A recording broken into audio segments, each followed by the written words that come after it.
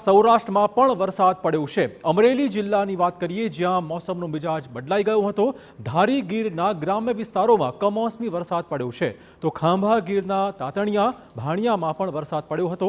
ભર ઉનાળે અનેક વિસ્તારોમાં વરસાદી માહોલ જોવા મળ્યો છે। લોકોને રાહત મળી છે। જો કે આ વરસાદ મુસીબતનો વરસાદ સાબિત થવાનો છે, કારણ કે માવઠાથી પાક બગડવાની ખેડૂતોને ભીતિ હવે સતાવી રહી છે।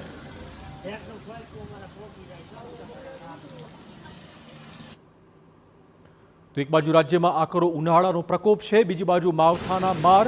રાજકોટના ગોંડલ પંથકમાં વરસ્યો છે કમોસમી વરસાદ। ગોંડલ શહેર અને ગ્રામ્ય વિસ્તારમાં ભારે ગરમી અને ઉકળાટ પછી અચાનક માવઠું પડ્યું। કમોસમી વરસાદ પડતા ખેડૂતો પર ચિંતાના વાદળ છવાયા છે। તલ, બાજરી, અડદ, મગના પાકમાં થઈ શકે છે નુકસાન। ઉનાળુ પાક ઉપર માવઠાની માઠી અસર જોવા મળશે।